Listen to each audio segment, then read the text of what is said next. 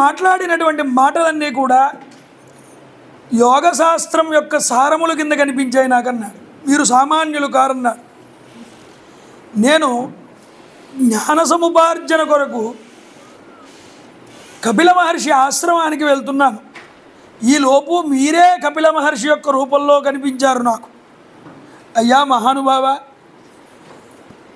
లోకంలో జ్ఞానవంతులు అజ్ఞానుల్ని ఈ విధంగా బ్రాహ్మణ రూపంలో సంచరిస్తూ ఉద్ధరిస్తూ ఉంటారని పెద్దలు చెప్తూ ఉంటారు. ఆ మాట నాకు ఇప్పుడు నిజం అనిపిస్తోందన్నాడు. అయితే నా ఉద్దేశంలో కర్మలను చేయడం వల్ల ఆత్మకి ఈ దేహానికి శ్రమ కలుగును అని నేను అనుకుంటున్నానన్నా. అంటే దేహానికి ఆత్మకి కూడా శ్రమ కలుగుతుంది కదా అంటున్నాడు. ఇతనికి సందేహం కలిగింది. సందేహం కలిగిన వాడు ఎలా అడగాలి ప్రశ్న? ఏమండి ఇలా అవుతుందా అని అడగాలి. కానీ ఇతనే ప్రశ్న సమాధానం కూడా చెప్పేస్తున్నాడు రహోగుణ మహారాజ్. జ్ఞానుల దగ్గర మాట్లాడేటప్పుడు మనం జ్ఞానుల కింద మాట్లాడకూడదు. మనం ఏం చేయాలి? మృత్యుల కింద, మనకేమీ తెలియని వాళ్ళ కింద ఆయన అడగాలి. అది వదిలేసి కాస్త రజోగుణం ఉంది కదా, రాజు కదా అతను, ఆ రజోగుణ ప్రభావం వల్ల ప్రశ్న అతనే వేసి సమాధానం కూడా దాన్ని ఎందుకు సమర్థించుకుంటున్నాడండి. ఇది చెప్తున్నారు ఇక్కడ. అయ్యా, ఉన్నది మట్టే అయినా అది ఒక కొండ రూపాన్ని పొందుతున్నప్పుడు దానితో నీళ్లు తీసుకెళ్ళగలుగుతున్నాం. ఆ పొయ్యి మీద పెట్టి ఈ కొండని పెడితే వేడి చేస్తే ఈ కొండ వేడెక్కుతోంది. ఆ కొండతో పాటు ఆ కొండలో ఉన్న నీళ్లు కూడా వేడెక్కుతున్నాయి కదా. అలాగే దేహాదులకి శ్రమ కలిగినప్పుడు ఆ దేహంలో ఉన్న ఆత్మ కూడా శ్రమ పొందుతుందని నా అభిప్రాయం. నా అభిప్రాయం అని కూడా అనలేదు, అలా శ్రమ కలుగుతుంది. కాబట్టి నేను ప్రభువుని కాబట్టి నా ధర్మం ఏమిటి? ఎవరైనా సరే సరిగ్గా పని చేయకపోయినా, తప్పు చేసినా శిక్షించాల్సినటువంటి బాధ్యత నాకున్నది. అలాంటి దండన వెయ్యవలసిన అధికారం నాకు ఉన్నది. కాబట్టి నేను తిట్టినా, నేను శిక్షించినా నాకు ఆ దోషం అంటదు కదా. కాబట్టి ఆత్మ కూడా శరీరంతో తాదాత్మ్యత చెంది ఉంటుందని నేను అనుకుంటున్నాను. అందువల్లే మీ అంతటి వారిని కూడా కాస్త తడబడ్డారు మోసినప్పుడు. ఇలాంటి మాటలన్నీ మాట్లాడే అంతా అయిపోయిన తర్వాత మహానుభావులు, మీరు జ్ఞానులు, మిమ్మల్ని అనవసరంగా నేను ఇబ్బంది పెట్టాను నేను అని మాట్లాడాడు. చూడండి, అజ్ఞానుల్ని చూస్తే జ్ఞానులకి జాలేస్తుంది. అసలు ఎవరితోనూ మాట్లాడనటువంటి భరతుడు రహోగుణ మహారాజుతో ఎందుకు మాట్లాడాడండి అని ఒక ప్రశ్న. ఎందుకు మాట్లాడాడండి? ఈయన తండ్రి గారు ఉన్నారే, భరతుడి తండ్రి వృషభదేవుడు, నోటిలో కంకర రాయి పెట్టి కూర్చున్నాడు. ఎవడైనా మాట్లాడతాడేమో, వాడితో మళ్ళీ మాట్లాడాల్సి వస్తుందేమో అని. మరి ఈయన కూడా అలాగే ఉన్నాడుగా, మొదటి నుంచి అలా మాట్లాడకుండా ఉండొచ్చుగా. మరి ఈ రాజుతో మాట్లాడటం ఎందుకన్నారు? అయ్యా, ఇతడు ఇప్పుడు సత్వగుణ జన్మనెత్తాడు. మొదట రాజభరతుడైతే రజోగుణాన్ని పొంది ఉన్నాడు. తర్వాత తమోగుణంగా జింక రూపాన్ని పొందినటువంటి భరతుడు. ఇప్పుడు సత్వగుణ సంపన్నుడైన జ్ఞాని భరతుడు ఈ బ్రాహ్మణ వంశంలో పుట్టాడు. బోధ చేయవలసిన అధికారం ఇతనికి ఉన్నదండి జన్మలో, గుర్తుపెట్టుకోండి. అందున ఈ వచ్చినటువంటి రహోగుణ మహారాజు ఎవరండి అని ఒక ప్రశ్న. పూర్వజన్మలో ఈ భరతుడు ఏ జింక పిల్ల మీదైతే వ్యామోహం పెట్టుకున్నాడో ఆ జింక పిల్ల ఈ జన్మలో రాజు కింద పుట్టింది. ఇది గుర్తుపెట్టుకోండి. ఇప్పుడు అంత జ్ఞాని కాబట్టి భరతుడు, ఈ భరతుడికి తెలిసింది, ఓహో ఈ రాజుని ఎవడో కాదు, ఆ జన్మలో నేను పెంచుకున్నటువంటి జింకే వీడు అని. ఇది భాగవతంలో చెప్పారండి అంటే వ్యాఖ్యానకారులు దర్శించారండి, మహాత్ములు. కాబట్టి వాడే వీడు అనుకున్నారట. అనుకుని ఏం చేశారు? వీడి వల్ల వీడి మీద నేను తాదాత్మ్యత పెట్టుకుని జింకలా మారాను, ఈ జన్మలో వీడు రాజయ్యాడు. అందులో ఉన్న అభిమానం ఇప్పుడు చూపించట్లేదు, మీరు గుర్తుపెట్టుకోండి. కానీ వీడు అజ్ఞానంలోకి వెళ్ళిపోతున్నాడు. అప్పుడు నేను అజ్ఞానంలోకి వెళ్ళాను, ఇప్పుడు జింక కింద వచ్చి మనిషిగా ఉద్ధరించబడి ఇప్పుడు మళ్ళీ వీడు అజ్ఞానాన్ని పొందితే మళ్ళీ జింక కింద మారుతాడు. అందువల్ల అజ్ఞానుల్ని చూసి జ్ఞానులకి జాలి కలుగుతుంది. ఈ జ్ఞాని జాలి కలిగి వాళ్ళని ఉద్ధరించాలని మాట్లాడతారండి, లేకపోతే వాళ్ళకి మాట్లాడాల్సిన అవసరం లేదు. అందువల్ల వీడిని మార్చాలనుకున్నారట, వీడితో మాట్లాడాలనుకున్నారట, అందువల్ల వాడి మాటలకి స్పందించారట. వీడేదో జ్ఞాని కింద ఆత్మ దేహం ఒకటే, ఆత్మ కూడా కాస్త ఇబ్బంది పడుతుంది, శరీరం ఇబ్బంది పడినప్పుడు కుండలో నీళ్లు వేడెక్కినట్లు ఏవో మాట్లాడాడు మాటలన్నీ కూడా. వెంటనే ఈయన అన్నాడు, కోవిద వాదవాద, ఏదో గొప్పవాడి కింద అన్నీ తెలిసిన వాడి కింద మాట్లాడుతున్నావు ఏమిటయ్యా నువ్వు? ఎప్పుడైనా సరే గుర్తుపెట్టుకో, ఇలాంటి కుతర్క వచనాలు అనేటటువంటివి జ్ఞానులు ఎదురుకుండా మాట్లాడకూడదంట, పెద్దలు ఎదురుకుండా. ఎందుకంటే తత్వజ్ఞానులైనటువంటి వాళ్ళు ఎప్పుడూ కూడా స్వామి, సేవకుడు, రాజు, బంటు అనేటటువంటి మాటలు వచ్చినప్పుడు వాళ్ళు ఆ మాటల్ని లెక్కలోకి తీసుకోరన్నాడు. మరి నేను రాజును కదండి, సేవకుడిని దండించాల్సిన ఆ స్థాయి నాకు ఉంది కదా అని మాట్లాడాడుగా. అసలు జ్ఞానుల దగ్గర రాజుని కానీ బంటుని కానీ తారతమ్యాలు ఏముండవు. అస్పృశ్యత సంతరించుటకు తావే లేదు అంటారు జాషువా గారు. ఎందుకని? ఇక శ్మశానానికి వెళ్ళిన తర్వాత రాజుగారి శరీరమా బంటు శరీరమా ఈ తేడాలు ఏమీ లేకుండా ఒకే భూమి మీద కప్పెడతారుగా, కాల్ చేస్తారుగా. అలాగే వైరాగ్య సంపన్నులకి వాడు గొప్పవాడు వీడు చిన్నవాడు అనే తేడాలు ఏమి ఉండవురా. ఆ విచారణ అసలు వీళ్ళ దగ్గర పనికిరాదు. లౌకిక వ్యవహారంలో వైదిక వ్యవహారం కూడా సత్యం అనేటటువంటిది కాదన్నారు. ఎంత గొప్ప మాట వాడాడో చూడండి. లౌకిక వ్యవహారాలు ఏమీ కూడా సత్యాలు కావు, వైదికమైన వ్యవహారాలు కూడా కొన్ని సత్యం కాదన్నాడు.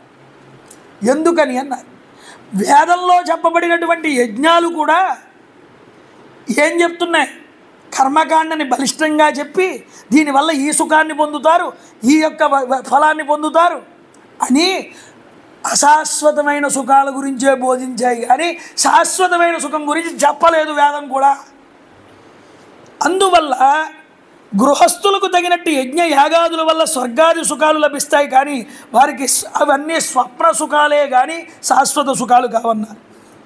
కాబట్టి తత్వజ్ఞానం బోధించడంలో సాక్షాత్తు ఉపనిషత్ వాక్యాలు కూడా సమర్థములు కావు కొన్ని సందర్భాల్లో. కాబట్టి గుర్తుపెట్టుకోమన్నారు. అందువల్ల జ్ఞాని ముందు నువ్వేదో గొప్ప పరమార్థమైన మాటలు మాట్లాడదామంటే అవి కుదిరేవి కాదు. చెప్తున్నారు చూడండి, ఈ మానవుడి మనస్సున్నదే సత్వరజస్తమో గుణాలతో ఆవరించి ఉన్నంత వరకు కూడా ఎటువంటి హద్దు అదుపు లేకుండా శుభకర్మలు చేస్తూ ఉంటుంది, అశుభకర్మలు చేస్తూ ఉంటుంది. ఈ సత్వరజస్తమో గుణాలు ఉన్నంత వరకు కూడా వారికి ఇంకా అదుపు ఉండదు. గుర్తుపెట్టుకోరా నాయన,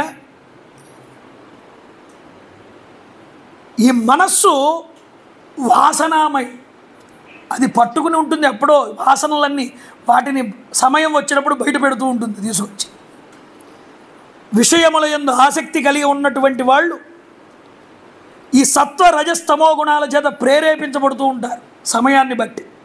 ఒక్కొక్కసారి శాంతంగా ఉంటాడు, అదే శాంతంగా ఉన్నవాడు కాసేపు అయితే కోపంగా ఉంటాడు, ఇదేవాడు కాసేపు అయితే మత్తుగా ఉంటాడు, నిద్రిస్తాడు. అంటే సమయాన్ని బట్టి విషయముల బట్టి వాడిలో ఈ యొక్క మార్పులు సంభవిస్తాయి. మాటిమాటికి కూడా మార్పు చెందుతూ ఉండేటటువంటి ఈ వికారాలు ఈ దేహానికి అంటిపెట్టుకుని ఉంటాయిరా. జీవుడు పంచేంద్రియముల చేత, పంచకర్మేంద్రియముల చేత, జ్ఞానేంద్రియముల చేత, మనస్సుతో కలిపి పంచభూతములతో కూడి ఈ 16తో కలిసి ఈ పనులు చేస్తూ ఉంటాడు. ఈ పనుల్లో ముఖ్యమైనటువంటి ఈ కర్మల్లో వీటిలో ముఖ్యమైనది మనస్సే కారణం అన్నిటికీ కూడా. ఈ మనస్సు ఎటు తిప్పితే ఈ ఇంద్రియాలు అటు నడుస్తూ ఉంటాయి. చూడు అంటుంది కన్ను చూస్తుంది, విను అంటుంది లోపల మనస్సు చెవి వింటుంది, మంచి స్పర్శ సుఖం కలగని అంటుంది ఏసీలో కూర్చుంటే. అంటే చూడండి అది ఎలా తిప్పితే మనస్సు ఇవన్నీ కూడా అలా నడుస్తాయి. వివిధ రకాలైనటువంటి రూపాలని ఉపాధుల్ని మనిషికి కలిగించేటటువంటిది కూడా, జీవుడికి కలిగించేటటువంటిది కూడా ఈ మనస్సే అన్నారు.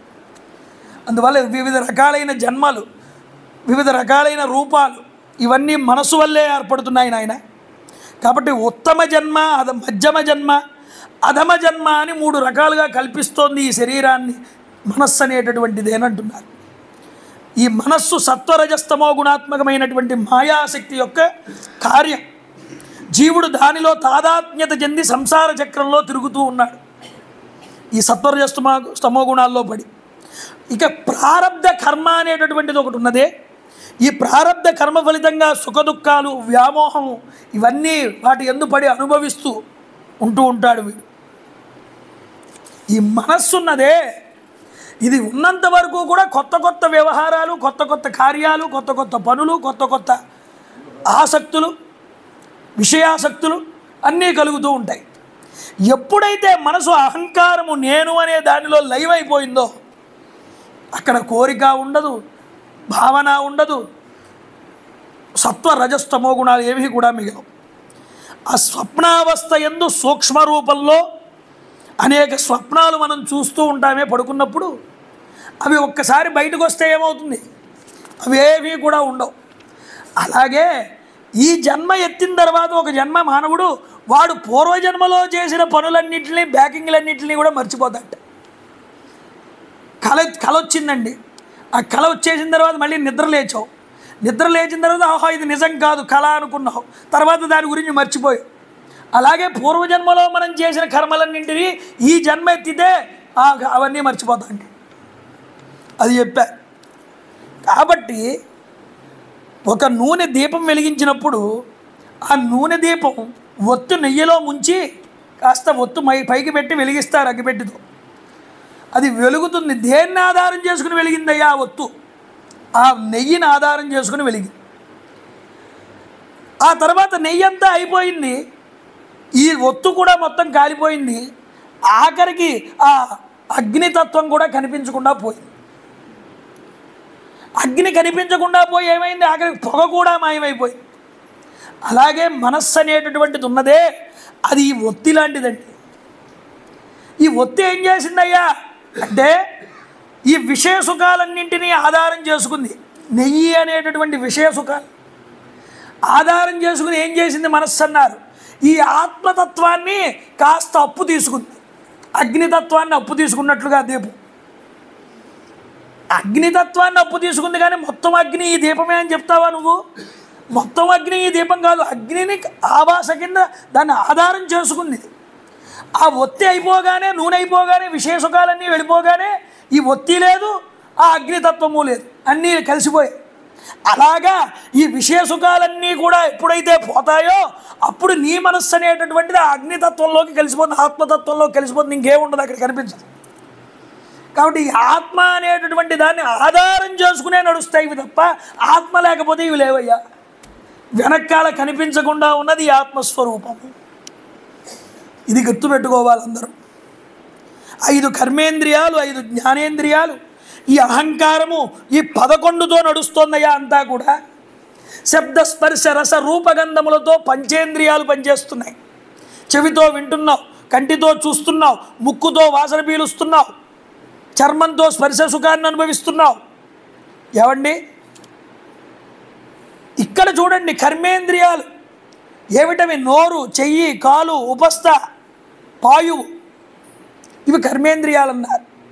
చేతులతో ఇచ్చిపుచ్చుకుంటున్నావు, నోటితో సంభాషణ జరుపుతున్నావు, అలాగే మలమూత్ర విసర్జన చేస్తున్నావు పాయువుతో, ఉపస్థతో సంభోగం చేస్తున్నావు, కాళ్ళతో గమనం చేస్తున్నావు, ఇవన్నీ కర్మేంద్రియాలు అన్నారు. కానీ ఇవి గుడ్డివిరా. ఈ పంచేంద్రియాలు ఎలా నడిపితే ఈ కర్మేంద్రియాలు అలాగా, జ్ఞానేంద్రియాలు ఎలా నడిపితే ఈ కర్మేంద్రియాలు అలా నడుస్తున్నాయన్నారు. వీటికి ఆధారంగా మనసు నిలబడింది. ఈ నాది అనేటటువంటి భావం ఉన్నదే, నేను అనేటటువంటి భావం ఉన్నదే, ఇది అహంకారం అన్నారు. నాయన ఈ 11 వృత్తుల్ని కూడా ముఖ్యంగా స్వభావము, ఆశయము, కర్మలు, కాలము అనేటటువంటివి ఏం చేస్తున్నాయంటే వీటిని ఇంకా వేల కొలదిగా, కోట్ల కొలదిగా వృత్తుల్ని పెంచేస్తున్నాయి. కాలంలో నాకు ఇది కావాలనుకుంటాడు, ఈ పని చెయ్యాలనుకుంటాడు, లేదా ఒక సంకల్పం ద్వారా ఇది చెయ్యాలనుకుంటాడు. ఈ మనస్సు ఖాళీగా ఉండదు. కాలంలో కానీ, స్వభావంలో కానీ, ఆలోచనలో కానీ ఏదో ఒక కొత్త విషయాన్ని పట్టుకుంటూనే ఉంటుంది. దీనివల్ల ఏమవుతుంది? నీ వృత్తులు అనేటటువంటివి పెరుగుతున్నాయి, కానీ నీ విషయ సుఖాలు, నీ భావనలు పెరిగిపోతున్నాయి, కానీ తగ్గట్లేదు. కర్మరహితుడివి కావడానికి ప్రయత్నం చేయట్లేదు, కర్మలు కావాలని పెంచుకుంటూ పోతున్నావు పైకి అన్నాడు. చూడండి, కాబట్టి గుర్తుపెట్టుకోవాలయ్యా, ఇవన్నీ క్షేత్రజ్ఞుడు ఎవరు? వీటన్నిటికి మూలకారకుడు ఆత్మే. ఆ ఆత్మని తెలుసుకోవాలి. ఈ మనస్సున్నదే, ఈ ఆత్మకి మాయ వంటిది మనస్సు. ఈ మాయని ఆధారం చేసుకుని ఈ ఆత్మ నడుస్తూ ఉంటుంది ముందరకన్నారు. పరమాత్మ మాయని ఎలా వశంలో పెట్టుకుంటాడు, కానీ జీవుడు మాయని వశంలో పెట్టుకోలేడు. జీవుడికి పరబ్రహ్మకి ఉన్న తేడా ఇదేనయ్యా. ఆయన వశంలో ఉంటుంది మాయ, మన వశంలో ఉండదు మన మనస్సు. నీ మనస్సును నీ ఆధీనంలో ఉంచుకో, నువ్వు కూడా ఆత్మసాక్షాత్కారాన్ని పొందగలవు. ఇది ఉంచుకోవడమే కష్టమయ్యా. దీనికి మూలం ఏమిటి? అజ్ఞానం. మరి ఏం చెయ్యాలి? సాధన చెయ్యాలి. సాధన చెయ్యగా ఏమవుతుంది? నీ మనసు నిర్మలం అవ్వాలి. నిర్మలం అయితే నీ మనస్సుని నువ్వు చెప్పినట్టు వింటుంది. నువ్వు చెప్పినట్టు వింటే అది విషయ సుఖాల వైపుకు వెళ్లకుండా, వాసనల వైపుకు వెళ్లకుండా ఆత్మజ్ఞానం వైపుకి, ఆత్మని తెలుసుకోవడానికి ఆత్మలో లయం అవుతుంది వెళ్ళి లోపల. ఇది తెలుసుకోవాలి. ఎంత గొప్ప జ్ఞానాన్ని బోధిస్తున్నాడో చూడండి రఘుగుణ మహారాజు గారికి. కాబట్టి చెప్పేస్తున్నాడు ఈ విషయాలన్నీ. ఈ క్షేత్రజ్ఞుడు పరమాత్ముడు సర్వవ్యాపకుడైనటువంటి నారాయణుడే అన్న విషయాన్ని గుర్తుపెట్టుకోవాలన్నాడు.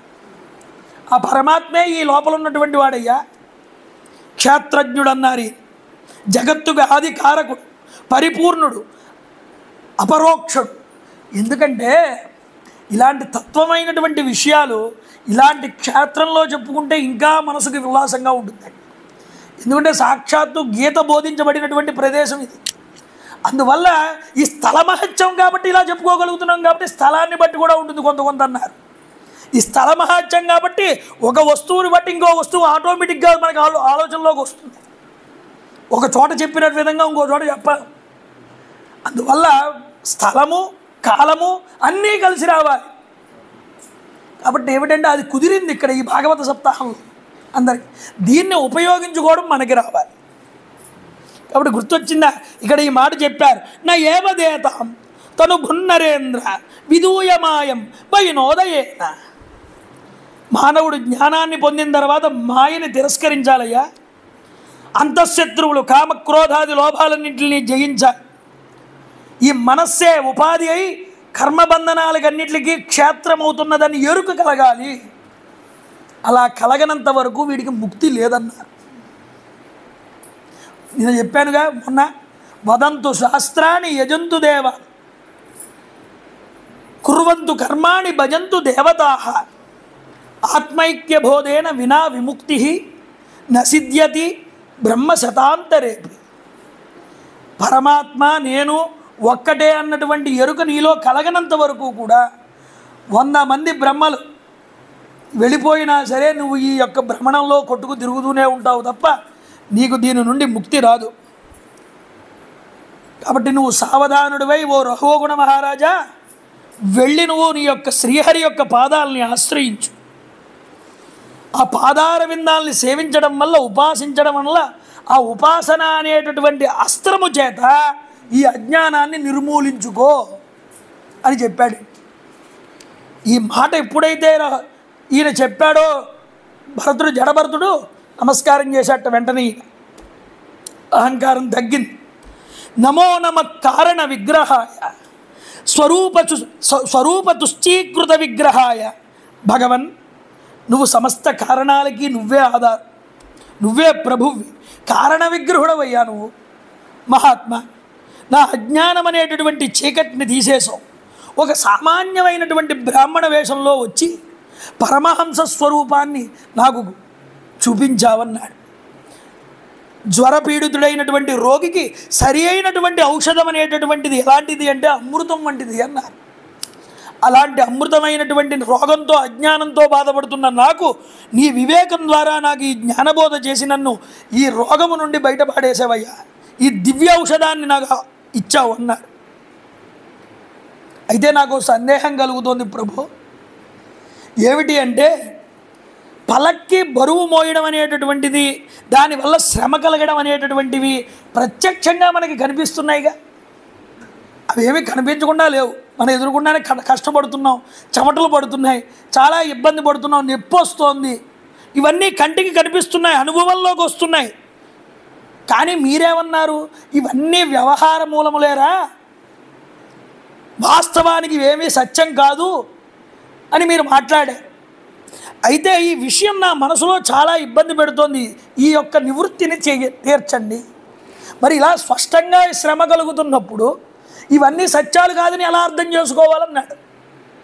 అప్పుడు ఆయన చెప్తున్నాడు చూడండి, అయం జనో నామ చలన్ పృథివ్యాం య పార్థివ పార్థివ కస్య హేతో. నాయన, ఈ దేహం పృథివీ యొక్క వికారం అని చెప్పాడు. పృథివీతత్వం యొక్క వికారం, పాషాణములు, రాళ్ళు, రప్పలు, వాటికి వీటికి తేడా ఏంటో చెప్పు నాకన్నాడు. చూడండి, ఏదో ఒక కారణం పెట్టుకుని ఈ భూమి మీద మనం నడుస్తున్నాం, అడుగులు వేస్తున్నాం. అందువల్ల ఈ దేహాన్ని ఏమని పిలిచారంటే భారవాహి అని పిలిచారు. దీనికి ఇంకో పేరు, శరీరానికి ఇంకో పేరు భారవాహి అని పిలిచారు దీన్ని. అందువల్ల అంటే ఈ బరువుని మోస్తున్నది అది. దీనికి 2 పాదాలు ఉన్నాయి ఈ శరీరానికి. ఈ పాదాలు దాని మీద క్రమంగా ఏమున్నాయన్నారు, మడమలు ఉన్నాయన్నారు. ఈ మడమల మీద ఏమున్నాయ్యా, పిక్కలు ఉన్నాయన్నారు. పిక్కల మీద ఏమున్నాయ్యా, మోకాళ్ళు ఉన్నాయన్నారు. మోకాళ్ళ మీద తొడలున్నాయి, తొడల మీద నడుము ఉంది, నడుము మీద వక్షస్థలం ఉంది, వక్షస్థలం మీద మెడ ఉంది, మెడ మీద భుజాలున్నాయి, భుజముల పైన కర్రతో చేయబడినటువంటి ఒక పల్లకీ ఉంది, పల్లకీ మోసాడుగా, ఈ పల్లకీ ఉంది. అయ్యా, దీని యందు కూడా ఒకడున్నాడు, ఎవడు, సౌవీర రాజు అయినటువంటి రఘుగుణ మహారాజు ఉన్నాడు ఈ పల్లకీలో.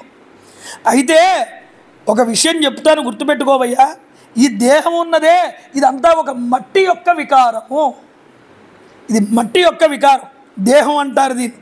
దీని యందు ఆత్మబుద్ధి అనేటటువంటి అభిమానం అనేటటువంటిది ఉండడం వల్ల నేను సింధు దేశపు రాజుని అనేటటువంటి నేను అనే అహంకారం నీలో కలిగింది, అభిమానం వల్ల, దేహాభిమానం వల్ల. ఈ అభిమానం ఉన్నంత వరకు కూడా నువ్వు గర్వంతో అంధుడవయ్యావు, ఇది గుర్తుపెట్టుకో. దీనివల్ల నీకు ఎట్టి ఔన్నత్యము కూడా రాబోదు. నేను ఇంత వాడిని, నేను ఈ దేశానికి రాజుని అన్నం వల్ల నీకు ఏ ఉపయోగం లేదన్నాడు.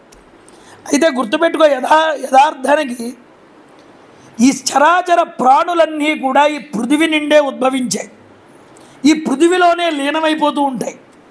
మనం చూస్తూనే ఉన్నాంగా, ఎంతమంది పుడుతున్నారు, ఎంతమంది చనిపోతున్నారు, ఎక్కడి నుంచి వస్తున్నారు, మళ్ళీ ఎక్కడికి వెళ్ళిపోతున్నారు. క్రియాభేదముల వల్ల వీటికి వేరు వేరు పేర్లు ఏర్పడుతున్నాయి. కానీ పుట్టేది భూమి నుండే, మళ్ళీ వెళ్ళిపోయేది భూమిలోకే. కానీ ఉన్న వస్తువంతా కూడా ఒక్కటే, అన్నీ పంచభూతాలతో చేసిన పదార్థాలే. ఒక నక్కగా ఉన్నా, కుక్కగా ఉన్నా, పందిగా ఉన్నా, మనిషిగా ఉన్నా, ఈ దేహాలన్నీ దేంతో చేయబడ్డాయ్యా, పంచభూతాలే. అందులో పృథివీతత్వం కాస్త ఎక్కువగా ఉంటుంది ఈ శరీరాలే.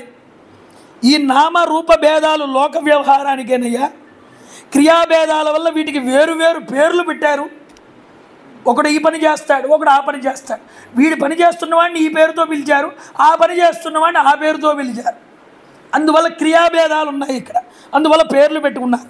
పృథివీ అనేటటువంటి పేరుతో వ్యవహరిస్తున్నటువంటి ఈ పదార్థం అనేటటువంటిది ఏదైతే ఉందో, ఈ పదార్థం కూడా మిథ్యయే, ఇది ఉండేది కాదు. కాబట్టి పృథివీ కూడా తనకి కారణమైనటువంటి సూక్ష్మమైన గంధ తన్మాత్రయందు చిట్ట చివరికి లీనమైపోతుందన్నారు, పృథివీలో కలిసిపోతుంది. ఈ పృథివీ ఏమవుతుందన్నారు, గంధ తన్మాత్రలోకి వెళ్ళిపోతుందన్నారు, వాసనాశక్తి. ఆఖరికి ఒక మాట చెప్పాడండి రఘుగుణ మహారాజుతో. ఏమంటాడంటే, అవిద్యయా మనసా కల్పితాస్తే ఏషాం సమూహేన కృతో విశేష ఆసన్నిధాన పరమాణవోయే. పరమాణువులు అంటూ ఉంటాం సైన్స్లో మనం, అణువు, పరమాణువు, ఈ మాటలన్నీ మాట్లాడుతూ ఉంటాం. ఈ పరమాణువులు కూడా అజ్ఞాన కారణంగా మనస్సు కల్పించినవే, కానీ నిజానికి వీటికి కూడా ఒక నిలకడైనటువంటి స్థానం లేదన్నాడు. చూడండి, వాస్తవంగా వాటికి ఒక ఉనికి లేదు. కాబట్టి పరమాణువులతో నిర్మించబడిందండి ఈ శరీరం అంటావుగా, ఆ పరమాణువుకి కూడా ఉనికి లేదని చెప్పాడు. ఈ విధంగా లోకంలో ఏది సత్యం కాదయ్యా. ఉన్న పరబ్రహ్మ చిత్ వస్తువు ఉన్నదే సత్, ఆనంద వస్తు, అది ఒక్కటే శాశ్వతం. అది ఆభాస కలిగిపిస్తోంది వీటన్నిటిని కూడా, ప్రకాశింపజేస్తోంది వీటన్నిటిని కూడా. ఒక్కసారి ఆ ఆత్మస్వరూపం వాటి నుంచి వెళ్ళిపోతే అవన్నీ అసత్తు అయిపోతాయి. ఈ విశుద్ధ పరమాత్మ రూపం అద్వితీయమైనది. అది లోపల ఉంటుంది, బయట ఉంటుంది. ఈ భేదాలు ఏమీ లేనటువంటి ఈ పరిపూర్ణ స్వరూపం ఏదైతే ఉన్నదో అది సర్వదా నిర్వికారము. దానికంటూ ఒక రూపము లేదు. అది సర్వాంతర్వర్తి, సర్వదా వ్యాపించి ఉన్నటువంటిది. దానిని మనం ఏమంటామంటే భగవంతుడు అని పిలుస్తాం. ఈ భగవంతుడి యొక్క స్వరూపాన్ని చెప్తున్నారండి. ఆయన్ని పండితులు ఏమంటారంటే ఆ భగవంతుణ్ణి వాసుదేవ, వాసుదేవుడు అని పిలుస్తారయ్యా. రహోగుణ మహారాజా, ఈ పరమాత్మ జ్ఞానం మహాత్ముల యొక్క పాదధూళిని సేవించడం వల్ల మాత్రమే తెలుస్తుంది, కానీ అన్యదా వాడికి బోధపడదు అని చెప్పారు. అయ్యా, ఏం కావాలి? జ్ఞానం కావాలంటే పరమాత్ములు మహాత్ముల యొక్క పాదాలకి వెళ్ళి సేవ చేయి. సేవ చేయడం వల్ల మాత్రమే ఆ జ్ఞానం నీకు కలుగుతుంది. ఈ జ్ఞానం లైబ్రరీల్లో కూర్చుని చదివితే వచ్చేది కాదయ్యా, నువ్వు పుస్తకాల్లో చదివితే వచ్చే జ్ఞానం కాదు ఇది. మహాత్ముల సేవ చేసి పరమాత్ముల్ని సేవించి వాళ్ళ ద్వారా అనుభవపూర్వకంగా తెలుసుకుంటే కానీ వచ్చేటటువంటి విజ్ఞానం కాదు ఇదన్నా. ఈ విషయాన్ని చెప్పాడు. కాబట్టి తపశ్చర్యలు, వైదిక యజ్ఞ కర్మలు, అన్నదానము మొదలైనటువంటి దానాలు, అతిథి సేవలు, దీనుల్ని ఆదుకోవడం మొదలైనటువంటి గృహస్థోజితమైనటువంటి ధర్మానుష్ఠానముల వల్ల కానీ, వేద అధ్యయనముల వల్ల కానీ, జలములను, అగ్నిని, సూర్యుడిని ఉపాసించడం వల్ల కానీ దీన్ని పొందలేరు. అయ్యా, మరి ఇవన్నీ చేయడం వృధానానండి? ఇవన్నీ చేస్తే నీకు పుణ్యం వస్తుంది. పుణ్యం వస్తే నువ్వు మంచి సుఖం అనుభవిస్తావు. జన్మ రాకుండా మాత్రం ఉండదు. జన్మ వచ్చింది అంటే కారణం అజ్ఞానం మూలమే. ఈ అజ్ఞానం దేనివల్ల కలుగుతోంది? ఆత్మజ్ఞానం లేకపోవడం వల్ల, అవిద్య వల్ల. ఈ అవిద్య పోవాలంటే ఏం చేయాలి? పెద్దలు జ్ఞానుల యొక్క పాదాలు పట్టుకో, వాళ్ళని సేవించు. అందుకనే భాగవతం ప్రారంభం చేస్తూ తీర్థయాటన చేయాలి, దేవతా స్థలాలని తొక్కాలి. అక్కడ పెద్ద పెద్ద వాళ్ళు ఉంటారు, సత్పురుషులు, వాళ్ళని సేవించాలి, వాళ్ళకి శుశ్రూష చేయాలి. శుశ్రూష చేస్తే నీ మనస్సు, చిత్తం నిర్మలమవుతుంది. అప్పుడు శుద్ధమైనటువంటి మనసు వల్ల శ్రద్ధ కలుగుతుంది. ఈ శ్రద్ధ వల్ల ఏమవుతుంది? భగవత్ కథ మీద నీ యొక్క మనసు ఆకర్షితమవుతుంది. అలా ఆకర్షితమవడం వల్ల నువ్వు తరిస్తావయ్యా. ఈ పద్ధతిని మనకి నేర్పారు. అందువల్ల ఇందుకు కారణం ఏమిటంటే మహాపురుషుల యొక్క గోష్ఠి. దాని యందు సర్వదా సుప్రసిద్ధమైన యశోమూర్తి అయినటువంటి శ్రీహరి యొక్క గుణాలని 1-2 సార్లు చర్చ జరుగుతూ ఉంటుంది. వాళ్ళ దగ్గరికి వెళ్ళి కూర్చుంటే, మహాత్ముల దగ్గరికి, అనవసరమైనటువంటి పిచ్చాపాటీల దగ్గర కాలక్షేపం చేస్తూ కూర్చోవడం కన్నా సత్పురుషుల దగ్గరికి వెళ్ళి కూర్చుంటే మంచి మాటలు చెప్తారు, జ్ఞానోపదేశం చేస్తారు. గురువు యొక్క స్వరూపమే అదండి, భగవంతుణ్ణి తెలియజేస్తారు. ఆ సద్గోష్ఠిలో పరమాత్మ చర్చ తప్ప మరో చర్చ కనిపించదు మనకి. అందువల్ల లౌకికమైన విషయాలు కూడా పరమాత్మతో సంబంధించినవే చెప్తారు. వాళ్ళతో మాట్లాడితే సంబంధం లేకుండా ఉండదు. పరమాత్మ ప్రతి విషయంలోనూ అంతర్లీనం అవుతాడు సత్పురుషుల దగ్గర అని అది చెప్పారు. కాబట్టి ఈ విధంగా చెప్పి, నాయన ఈ విధంగా సంశయాన్ని విడిచిపెట్టు, చక్కగా నువ్వు ఈ యొక్క మార్గాన్ని అవలంబించు. నివృత్తి మార్గాన్ని పొందడం కన్నా గొప్పదైనది మరొకటి లేదు. ప్రవృత్తి మార్గాన్ని విడిచిపెట్టవయ్యా. వెంటనే అన్నట్టు నమస్కారం చేసి ఆయన మొదట సత్పురుషుల యొక్క పాదసేవ చేస్తే నీకు దొరుకుతుందన్నాడుగా, ఈ మాట పట్టుకున్నాడు. ఈ సత్పురుషులు ఎక్కడ దొరుకుతారయ్యా అని ఒక ప్రశ్న ఆయనకి. వెంటనే మనసులో అనిపించింది ఏమిటి అంటే, అహో నృజన్మ అఖిల జన్మ శోభనం. అసలు మనిషిగా పుట్టడం అనేది ఉన్నదే, ఇది అన్నిట్లకన్నా చాలా గొప్ప అవకాశం అన్నట్టు ముందు నమస్కారం చేసి, అహో నృజన్మ అఖిల జన్మ శోభనం. దీన్ని వ్యాఖ్యానకారులు, పండితులు ఏమన్నారో తెలుసా అండి? అహో నృజన్మ భారతదేశే జన్మ అన్నారు. ఎందుకుట? పరమాత్మ విచారం అనేటటువంటిది భారతదేశంలోనే దొరుకుతుంది, నీకు ఇంక ఏ దేశంలోకి వెళ్ళినా దొరకదు. అందువల్ల ఏం చెప్పారు? అఖిల జన్మ దుర్లభం భారతదేశే జన్మ.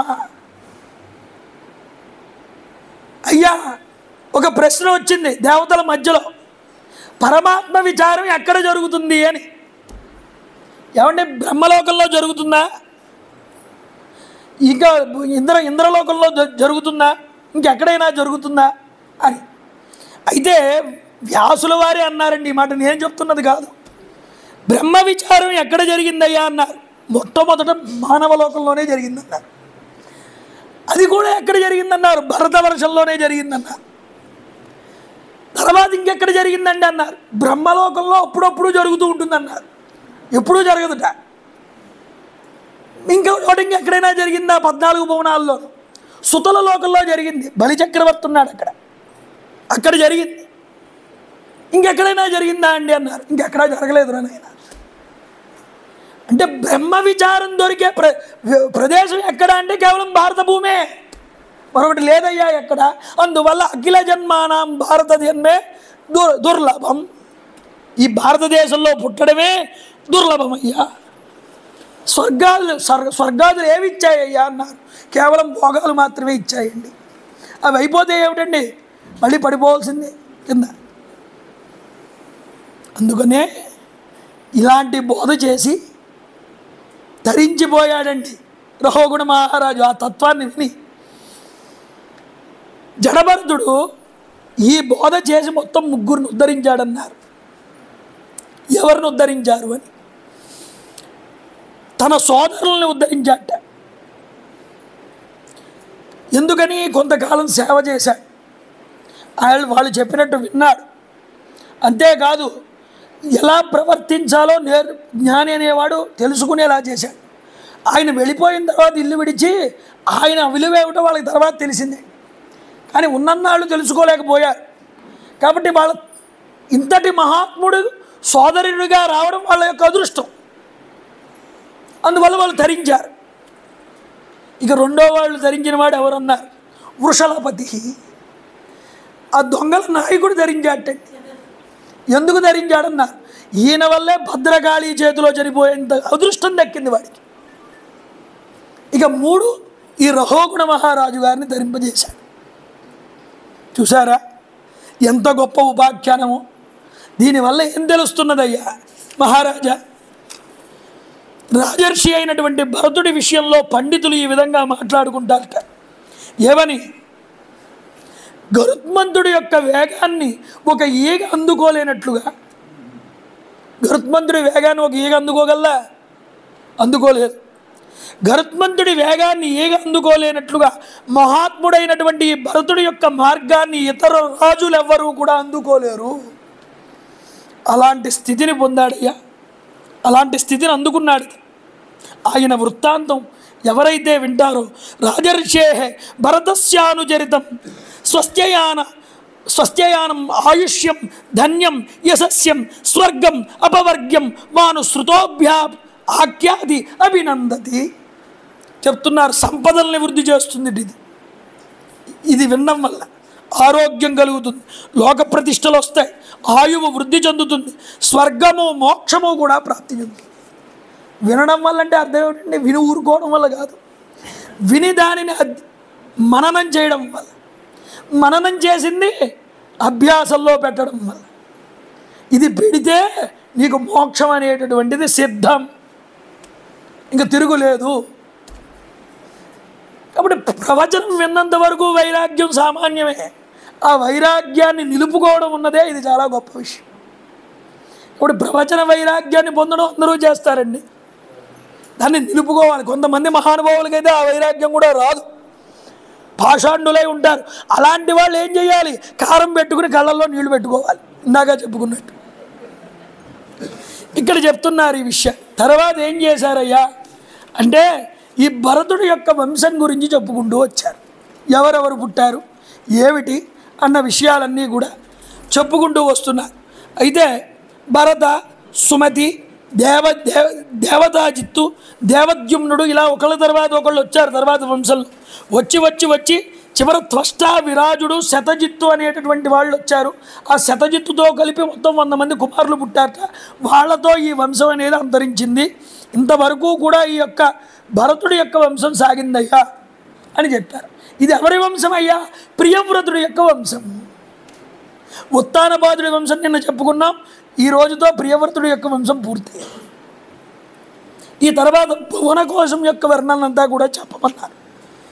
ఏమంటే భువనకోశం గురించి ఎందుకు చెప్పుకోవాలండి అని అడిగాడు పరీక్షిత్. అడిగాడు, వీటి గురించి చెప్పండి.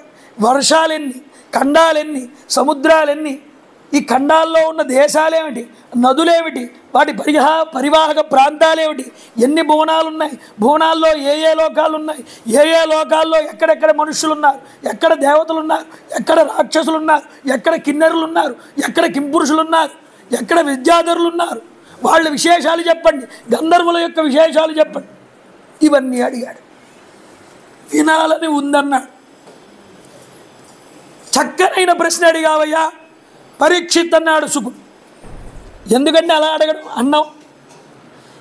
పట్టుకున్నాడండి గురువు చెప్పిన మాటని.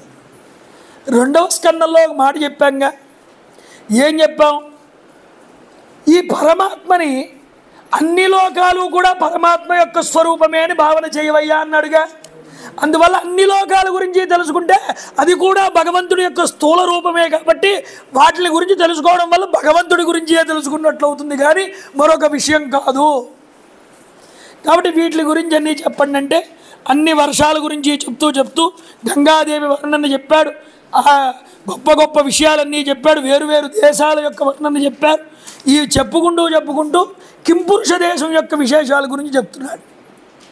ఈ కింపురుష దేశం ఏమిటన్నారు? ఇక్కడ కింపురుషులు నివసిస్తూ ఉంటారు. ఇక్కడ కింపురుషే వర్షే భగవంతం ఆదిపురుషం లక్ష్మణాగ్రజం సీతాభిరామం రామం తశ్చరణ సన్నికర్షభిరత అభిరత పరమ భాగవతో హనుమాన్ సహ కింపురుషై అవిరత భక్తి ఉపాస్తే. ఈ కింపురుష దేశంలో హనుమంతుడు నివసిస్తూ ఉంటాడు. స్వామి హనుమ ఇక్కడ నివసిస్తూ అక్కడ ఒక గంధర్వరాజు ఉన్నారన్నారు. ఎవరా గంధర్వరాజు అంటే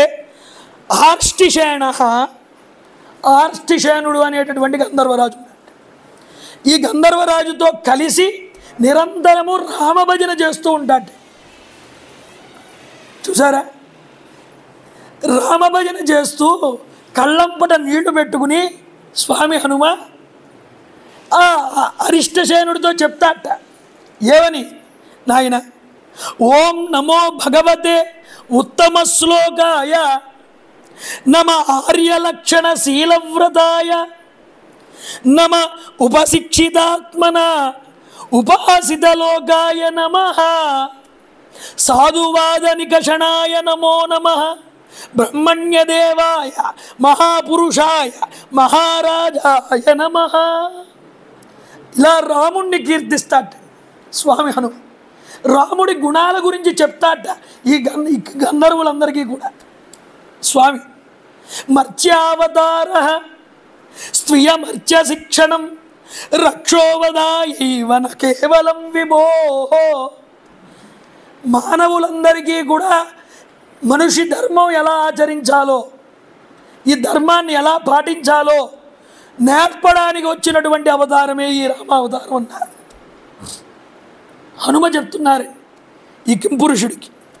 కుతోన్యదా శాద్రమత స్వ ఆత్మన సీతాకృతాని వ్యసనాని ఈశ్వరస్య. సీతాదేవి నిత్యానపాయిని. అలాంటి సీతాదేవిని విడిచిపెట్టి ఉండడం అనేటటువంటిది ఉన్నదే అదంతా కూడా కల్పితం అన్నారు. ఎందుకంటే అసలు ఆవిడ రాముడి నుంచి ఎప్పుడు విడిపడి ఉన్నదని. అంటే ఆయన లీలా మాత్రం చేత ఇలాంటి పనులు చేశాడు తప్ప అవన్నీ లీలలో ఉన్నటువంటి పరమార్థం. ఇదంతా లీలా మాత్రమే అన్నాడు. సీతని విడిచిపెట్టినా లక్ష్మణుణ్ణి విడిచిపెట్టినా అవన్నీ లీలలే తప్ప వాళ్ళందరూ ఆయనలోనే ఉన్నారు. లక్ష్మణుణ్ణి ఎందుకు విడిచిపెట్టాడు? యమధర్మరాజు వచ్చాడు మాట్లాడదామని రాముడితో. నేను బయట ఉండరా లక్ష్మణ, ఎవరైనా వస్తే లోపలికి రానివ్వకు, ఒకవేళ వస్తే నిన్ను మాత్రం శిరశ్ఛేదనం చేస్తానన్నాడు. ఈలోపు దూర్వాస మహర్షి వారు వచ్చారు, పంపించక తప్పలేదు. చంపకుండా ఏం చేయాలని అడిగాడు ఋషులందరినీ రాముడు. విడిచిపెట్టేయాలి, అప్పుడు చంపినట్టే లెక్క అన్నారు. విడిచిపెట్టేశాడు లక్ష్మణుడిని కూడా. ఇలా ఎందుకు విడిచిపెట్టావయ్యా, ఇది లీల అన్నారు. అంటే ఇచ్చిన మాటని నిలబెట్టుకోవడానికి, ధర్మం ఎంత గొప్పదో చూపించడానికి మనుషులకి లీల చేశాడు. కానీ నిజంగా సీతను విడిచిపెట్టాడా, నిజంగా లక్ష్మణుడిని విడిచిపెట్టాడా? వాళ్ళు ఎప్పుడూ ఆయనతోనే ఉన్నారు కలిసి. ఇది చెప్తున్నాడు స్వామి హనుమండి. అంతేకాదు, సీతాదేవి కోసం ఏడ్చాడే, మోహగ్రస్తుడయ్యాడే, చెట్టుని పుట్టని వేడుకున్నాడే, నా సీతను చూసావా అని. ఇవన్నీ ఆ స్వామి యొక్క లీల. నిజానికి రాముడు ఎంత గొప్పవాడో తెలుసా అయ్యా? న జన్మనూనం మహతో న సౌభగం న వాంగ్మన బుద్ధిరాకృతి స్తోషహేతు ధైర్యాద్ విసృష్టానపి నోవనౌకసః చకార సఖ్యే బత లక్ష్మణాగ్రజ. ఆయన యొక్క అనుగ్రహం పొందాలి అంటే వాడు గొప్ప జాతి అయి ఉండక్కర్లేదు, వాడు గొప్ప మనిషి అయి ఉండక్కర్లేదు, అంతేకాదు వాడు మంచి అందంగా ఉండక్కర్లేదు, అంతేకాదయ్యా వనాల్లో సంచరించేవాళ్ళం, ఏదో ఉన్నతమైన పట్టణంలో ఉండక్కర్లేదు ఆయన ప్రేమ పొందాలంటే. మేమెవరం వనాల్లో నివసించేవాళ్ళు, అందం లేనటువంటి వాళ్ళు, అసలు నాగరికత అంటే ఏమిటో తెలియని వాళ్ళు, అలాంటి వికృతమైన ఒక జంతు చేష్టితమైనటువంటి మమ్మల్ని దగ్గరికి చేరదీసి మాతో స్నేహం చేసి మాకు రక్షణ కల్పించి చెయ్యవలసిన అవసరం ఆయనకి ఏముందయ్యా? ఆయనకి పలుకుబడి, పరపతి, రికమెండేషన్లు, లేకపోతే ఇంత గొప్పవాడు వీడు, వీటితో పని లేదన్నారు. ఏం కావాలన్నారు? ప్రేమ. ప్రేమ ఒక్కటి చాలన్నారు. ప్రేమతో ఆయన్ని పట్టుకుంటే ఆ రాముడు దగ్గరికి చేరదీస్తాడయ్యా. ఇది చెప్తున్నాడు హనుమ. సురో అసురోవ అప్యదవానరో నరః సర్వాత్మన యః సుకృతజ్ఞ ఉత్తమం. దేవతలు, రాక్షసులు, నరులు, వానరులు మొదలగు వారెవరైనా సరే శ్రీహరిని భజించాలి, ఆ రాముణ్ణి కొలవాలి. సాక్షాత్తు ఆ శ్రీహరే మానవ రూపంలో అవతరించి ఎవరు ఏ కొంచెం మేలు చేసినప్పటికీ కూడా దాన్ని మరిచిపోకుండా ఆ కృతజ్ఞతని ఆయన చూపించాడు రామావతారంలో. అంతే కదండి. కదంచిత్ ఉపకారేణ కృతేన ఏకేన తుష్యతి అస్మరతి అపకారాణం శతమపి ఆత్మవత్తయ.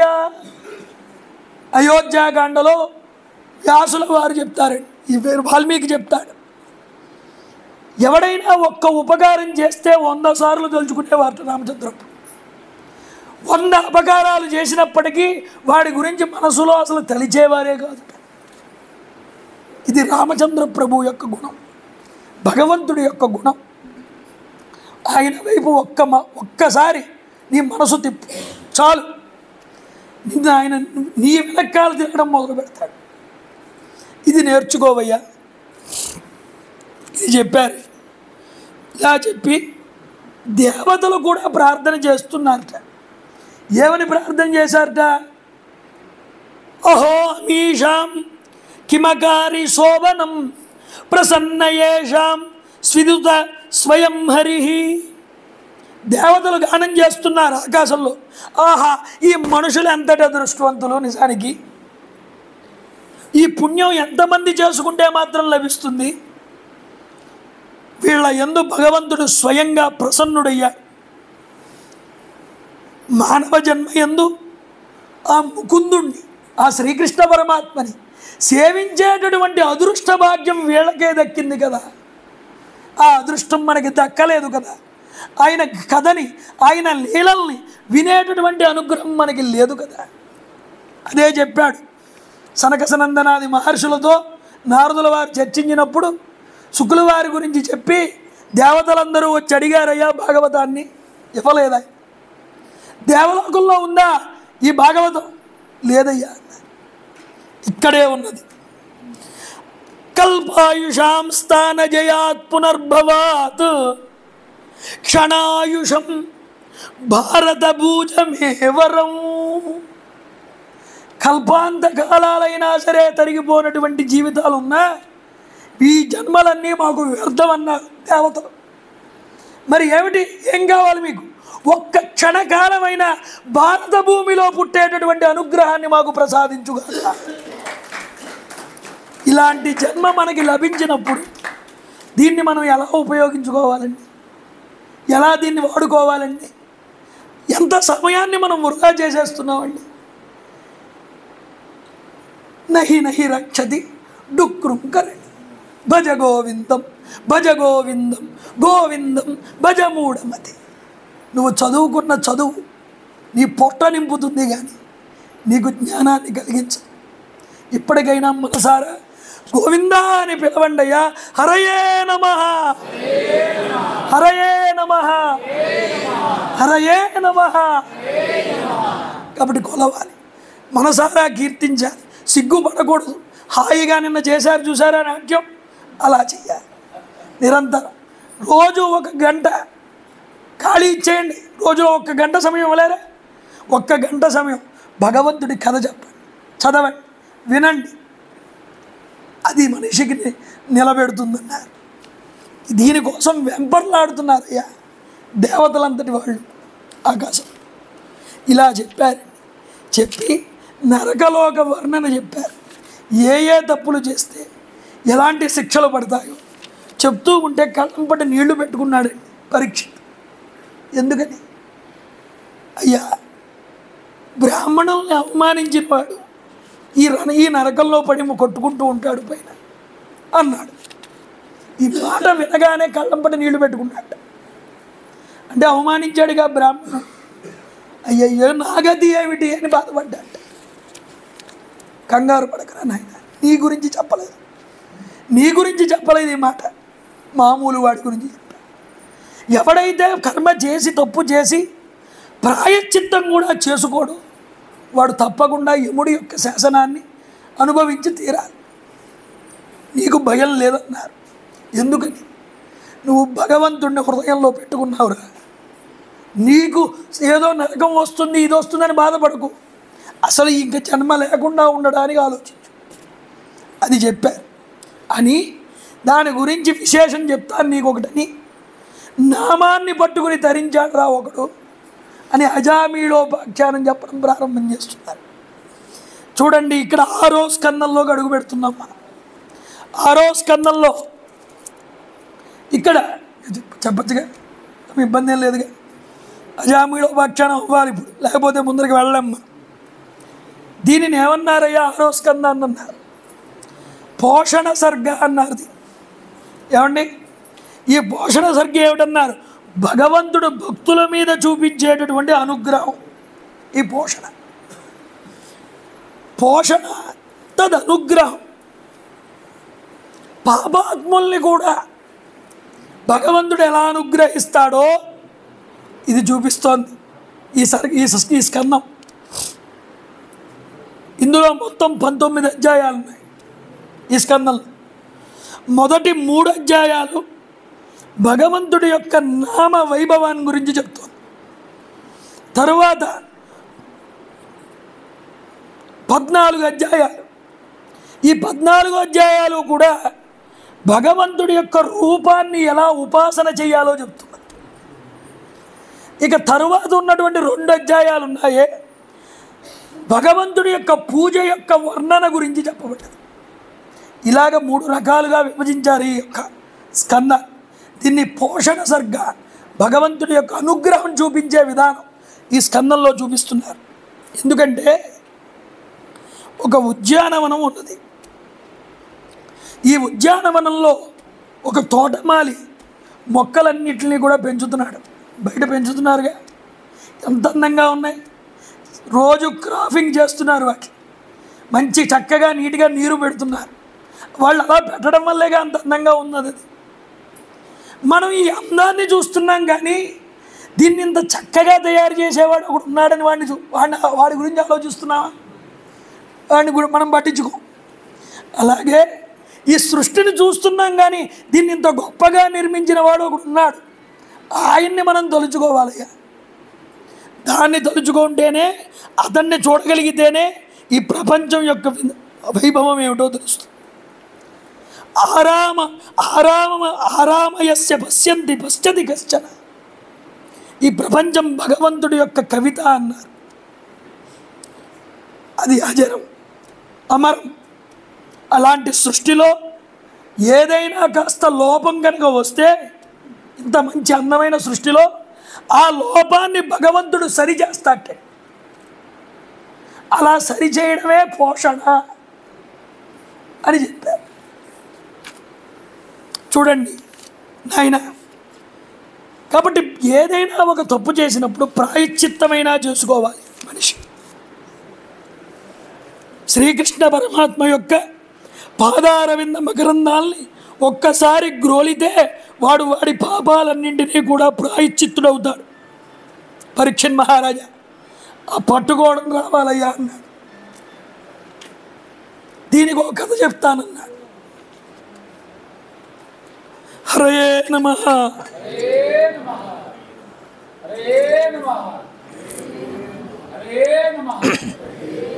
ఓం నమో భగవతే, ఓం నమో భగవతే, ఓం నమో భగవతే, ఓం నమో భగవతే, ఓం నమో భగవతే, ఓం నమో భగవతే, ఓం నమో భగవతే, ఓం నమో భగవతే, ఓం నమో భగవతే. హరయే నమః. దూతానాం విష్ణుయమయోః సంవాదః స్తం నిబోధమే కన్యాకుబ్జే ద్విజః కశ్చిద్ దాసీపతి అజామిళః. ఒక అజామిళుడు అనేటటువంటి ఒక బ్రాహ్మణ వంశానికి చెందినవాడు ఉన్నాడు. నాయన, ఒక విష్ణుదూతలకి యమదూతలకి జరిగినటువంటి సంవాదం ఇది. అతడి కథ చెప్తున్నాం వినమన్నారు.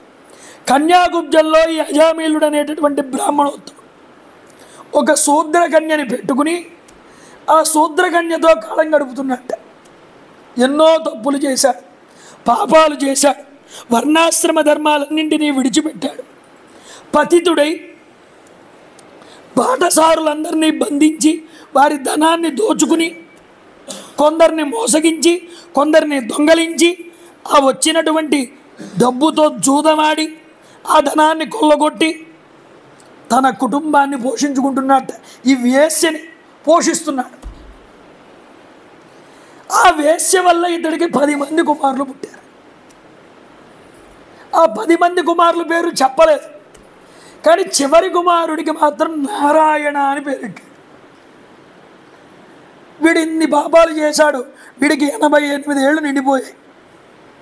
ఇక శరీరం విడిచిపెట్టే సమయం ఆసన్నమైంది.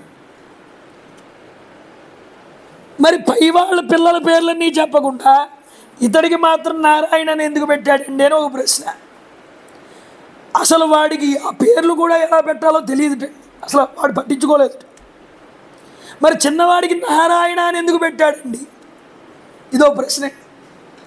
ఒకసారి ఆ ఊర్లోకి స్వాములు వారు వచ్చాక ఆయన స్నానం చేస్తున్నాడు. స్నానం చేసి బయటికి అనుష్ఠానం చేసుకోవాలి. ఎవరైనా ఇక్కడ సదాచారుల పరులైనటువంటి ఇళ్ళు ఎక్కడైనా ఉంటే అక్కడికి బ్రహ్మయజ్ఞానికి వెళ్ళి అక్కడ భోజనం చేసి కాస్త అక్కడ అనుష్ఠానం చేసుకోవడానికి వీలవుతుంది. ఆ ఊళ్ళో ఎవరినైనా అడిగితే తెలుస్తుంది అని ఆ ఊళ్ళో కాస్త పిల్లలు ఎవరో ఉంటే ఆ పిల్లల్ని అడిగట, ఎరా నాయన ఇక్కడ కాస్త ఆచారం సాంప్రదాయం ఉన్నవాళ్ళు బ్రాహ్మణులు ఎవరైనా ఉన్నారా, ఆ ఇల్లు ఎక్కడైనా ఉందా. ఈ పిల్లలు ఈ స్వాముల వారిని చూసి ఎగతాళి చేసి, ఉన్నాడయ్యా, చాలా మంచి సదాచారపరుడు ఒకడు ఉన్నాడు, అజామిళుడని అతని పేరు, అది ఆ ఊరి చివరుంటాడు, పాక వేసుకుని ఉన్నాడు ఇల్లు, అక్కడ ఉంటాడు, అక్కడికి వెళ్ళండి, చాలా సదాచారపరుడు అని చెప్పారు. నవ్వుకున్నారు. ఇతను వెళ్ళిపోతుంటే వెనక్కాల తిక్క కుదిరింది ఈ స్వాముల వారికి అనుకున్నారు. పాపం నిజం అనుకున్నాడు ఈ స్వాముల వారు. వెళ్ళాడు. అక్కడికి వెళ్తే ఆ ఇంటి దగ్గరికి వెళ్ళి అమ్మా అని పిలిచాడు. ఈ వేసి వచ్చింది ఇంట్లో నుంచి బయటకు వచ్చి నిలబడింది. ఆవిడ రూపాన్ని చూశాడు, అర్థమైపోయింది లేడు అజామిళుడు ఇంట్లో. బయట మాంసపు పచ్చి మాంసపు ముద్దలన్నీ వేలాడి తీసున్నాయట. చూశాడు, వికారం కలిగి రోత పుట్టింది ఈ స్వాముల వారు. ఏమిటి సదాచారులు ఇల్లు చూపించమంటే ఇది చూపించారు, పిల్లలు నాతో వేళాకోళం ఆడుంటారు అనుకుని వెంటనే వెనక్కి దిగి నడుచుకుంటూ వెళ్ళిపోతున్నారు. ఈవిడంది, అయ్యా స్వాముల వారు రాక మా ఇంటికి వచ్చారు, రండి రండి అని వెనకాల ఈవిడ పడటం మొదలుపెట్టి ఈయన కంగారు పడ్డాడు.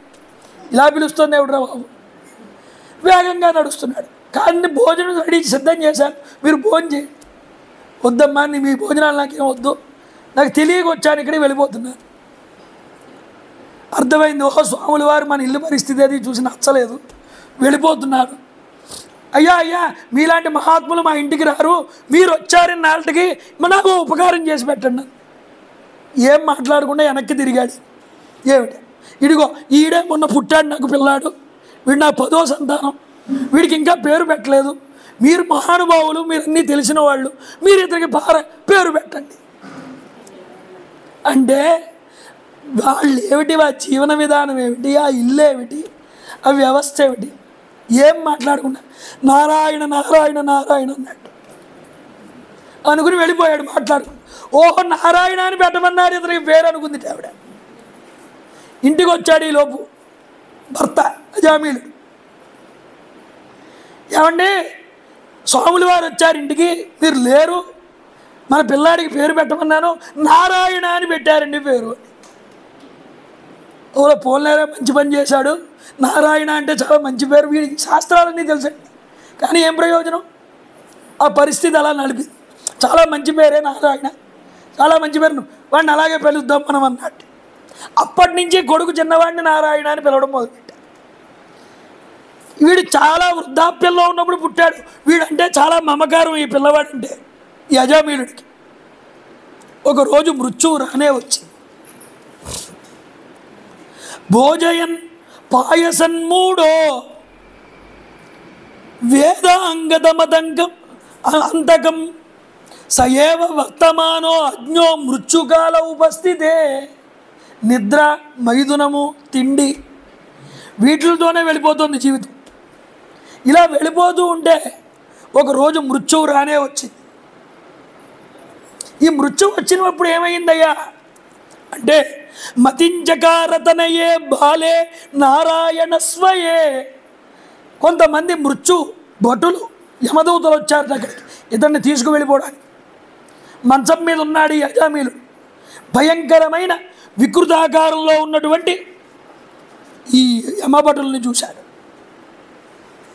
కనియన్ బ్రాహ్మణుడు అంజకాలమున వీకన్ రోష నిష్ట్యూతులన్ ఘన పీనోష్ట వికార వక్త్ర విలసద్ గర్వేక్షణోపేతులన్ జనసంత్రాస కరోద్యతాయత సుపాస శ్రేణిక హేతులన్ హానన వ్యాప్తి విభీతులన్ మువురన్ ఆత్మనేతలన్ దూతలన్.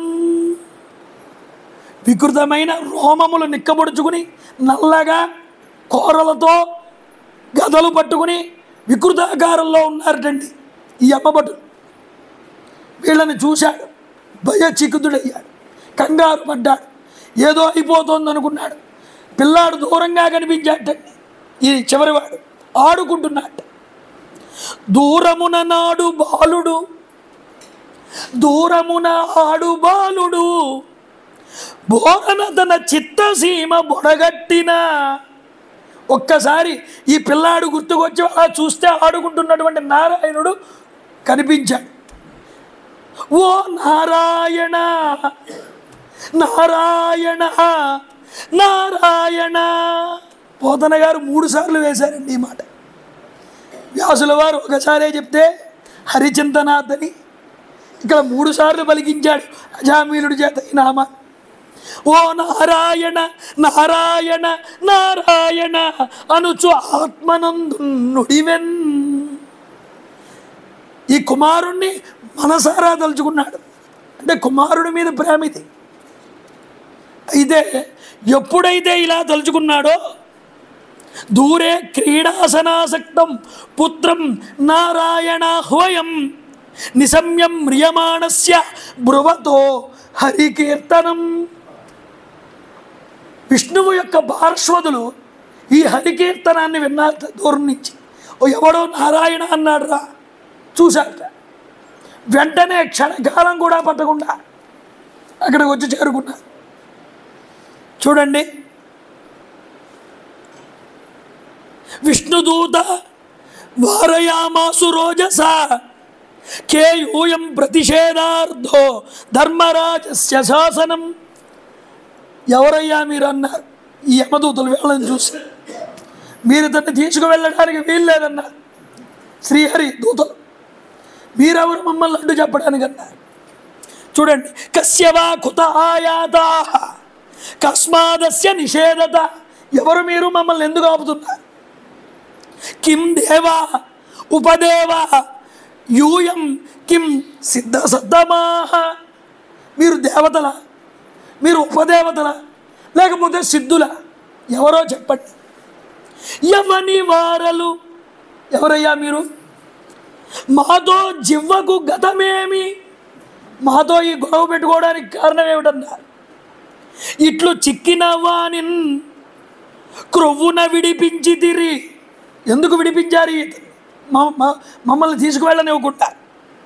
ఇక నవ్వులకో యముని శాసనంబు జగతిన్.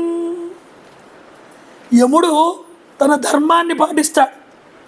వాడి సమయం అయిపోతే తీసుకుపోతాడు. మీరు ఇలా వచ్చి ఆఫ్ చేసేస్తే అతడి డ్యూటీ నవ్వుల పాలు కాకపోతే ఇంకేమవుతుందన్నారు. అదేమో నవ్వులాటకి చేస్తున్నాడా అతని డ్యూటీ? యముడు ఎందుకు చేస్తాడు?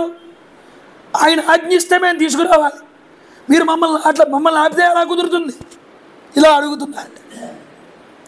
పోనీ మిమ్మల్ని ఏమైనా అందామా, ఏదైనా అడ్డుపడదామా అంటే మీరు మామూలు పురుషుల్లా కనిపించట్లేదు.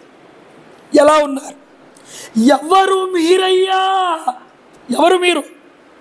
ఈ భవ్య రూపముల్ కన్నులకు అద్భుత క్రమమునర్చే దివిజులో భువిజులో దేవతా ప్రవరులో సిద్ధులో సాధ్యులో చెప్పరయ్యా. దళిత పాండుర పద్మదశ దీర్ఘనేత్రులు, విశాలమైన వక్షస్థలాలతో సుందరాతి సుందర సురుశిర సుస్నిగ్ధ మోహనమైనటువంటి రూపాలతో పద్మనేత్రాలతో అలరారుతున్నారే. ఎవరు మీరు? వరపీత కౌసేయవాసులు, పీత వస్త్రాలు ధరించారు. అరయ గండమండల నత కుండలద్వయములు మెరిసిపోతున్నాయి మీ చెవులకు ఉన్నటువంటి కుండలు. బటు కిరీట ప్రభాభాసితుల్, ఆ మేలైనటువంటి బంగారము వజ్ర వైడూర్య మాణిక్య కిరీటాలు మెరుస్తున్నాయి. భూరి పుష్కర మాలిక చారువక్షులు, ఆ మెడలో వైజయంతిమాల ఉన్నది. అమిత కోమల నవ యవ్వనాధికులు, 16 ఏళ్ల యవ్వన ప్రాయంలో కనిపిస్తున్నారు. బాహు కేయూర మణిగణ బ్రాజమాన గణ చతుర్బాహులు, శంకు చక్ర గదా పద్మాలతో కూడుకున్నటువంటి 4 చేతులతో కనిపిస్తున్నారు. అభ్రసంకాసముల్, ఇలాంటి మిమ్మల్ని చూసి ఆశ్చర్యం కలుగుతున్నదన్న. చూడండి, ఎవరన్నారు? కిమర్థం ధర్మపాలస్య కింకరాన్నో నిషేధత. మమ్మల్ని ఎందుకు అడ్డగించారయ్యా? కారణం అని చెప్పండి అన్నారు. మేమెవరమో చెప్తాం కానీ మీరు యముడి యొక్క దూతలు అంటున్నారు కదా, మీ రాజు యొక్క శాసనాలను మీరు సరిగ్గా అర్థం చేసుకున్నారా లేదా? మీరు చెప్పండి అన్నారు ఈ విష్ణుదూతలు. ఎందుకని? బ్రూత ధర్మస్య తస్తస్త్వం యశ్చ ధర్మస్య లక్షణం. అసలు ధర్మస్వరూపం ఏమిటో మీకు తెలుసా? ధర్మాన్ని ఎలా ఆచరించాలో, ఎవడు తప్పు చేస్తే వాడికి ఏం శిక్ష వెయ్యాలో, కొంతమందికి అసలు శిక్ష వెయ్యాలా వేయకూడదో, ఈ విషయాలన్నీ మీరు మీ ప్రభు దగ్గర నుండి సరిగ్గా తెలుసుకున్నారా? అసలు తెలియకుండా మీరు ఎందుకు వచ్చారయ్యా ఇక్కడికి? మీకు తెలియకపోతే వెళ్ళి తెలుసుకోండి. ధర్మం చాలా సూక్ష్మం. మీకేం తెలుసో చెప్పండి అన్నారు. ఈ యమదూతలు అంటున్నారు, వేద ప్రణిహితో ధర్మో హ్యధర్మస్తద్విపర్యయ. వేదం ఏం చెప్పిందో అదే ధర్మం అన్నారు యమదూతలు. వేదం చెప్పనటువంటి పనులు చేస్తే అది అధర్మం కింద లెక్క. ఇదే మాకు మా ప్రభువు చెప్పాడు. అన్నారు. వేదో నారాయణ సాక్షాత్, వేదం అంటే సాక్షాత్తుగా నారాయణుడే. స్వయంభూరీతి శుశ్రూష, నాయన ఆయన నిశ్వాసం నుంచి ఉచ్ఛ్వాసం నుంచి ఇది పుట్టింది ఈ వేదం. జీవుడు తన శరీరం మనోవృత్తుల ద్వారా చేయు కర్మలకి ఎవరు సాక్షులు అని, సూర్యుడు సాక్షుడుట, అగ్నిహోత్రుడు సాక్షుడుట, ఆకాశం సాక్ష్యం, వాయువు, ఇంద్రియాలు, చంద్రుడు, సంధ్య, రాత్రింబగళ్ళు, దిక్కులు, జలము, పృథివీ, కాలము, ధర్మము, వీళ్ళందరూ కూడా మానవుడు చేసే ప్రతి కర్మకి సాక్ష్యాలే. మనం ఏదో తప్పు చేసి ఎవరూ మనల్ని చూడలేదంటే అలా అనుకుంటే కుదరదురా నాయన. ఈ లోకంలో అధర్మాన్ని చేసి మానవుడు ధర్మాన్ని చేసినా అధర్మాన్ని చేసినా పరలోకంలో అతనికి అదే విధమైనటువంటి ఫలితం వచ్చి తీరుతుందని యమభటులు. కాబట్టి ఇక్కడ ఏం చేస్తే అక్కడ అది. అజ్ఞాని నిద్రిస్తున్నప్పుడు స్వప్నంలో ప్రతీతమైనటువంటి కల్పిత శరీరమునే తన నిజమైనటువంటి శరీరం అనుకుంటాడు, కానీ బాహ్యంగా ఉన్న శరీరం గురించి మర్చిపోతాడు. అలాగే జీవుడు అనేటటువంటి వాడు పూర్వజన్మలో చేసినటువంటి పాపపు కర్మలన్నింటినీ మర్చిపోతాడయ్యా. కాబట్టి ఈ జీవుడు ఒక్కడే, వాడు కర్మేంద్రియాలతో చేసిన, జ్ఞానేంద్రియాలతో చేసిన, మనసుతో చేసిన ఆ కర్మల ఫలితాలను అనుభవించి తీరుతాడు ఈ జీవుడు. కామ, క్రోధ, లోభ, మోహ, మదమాశ్చర్యాలనేటటువంటి 6 శత్రువుల్ని జయించలేకపోతే ఆ ఇష్టం వచ్చినట్టు వాడి వాసనలకి కనుక ఆకర్షితుడైతే ఈ కర్మలు చేస్తూ ఉన్న కొద్దీ పట్టుపురుగుల్లాగా ఈ కర్మ వల్ల ఆ వలలో చిక్కుకుని బయటికి రావడానికి చాలా ఇబ్బంది పడతాడు. తన వాస్తవ రూపాన్ని మర్చిపోయి లింగ రూపాన్నే తన నిజమైన రూపమేమో అనుకుంటూ ఉంటాడు.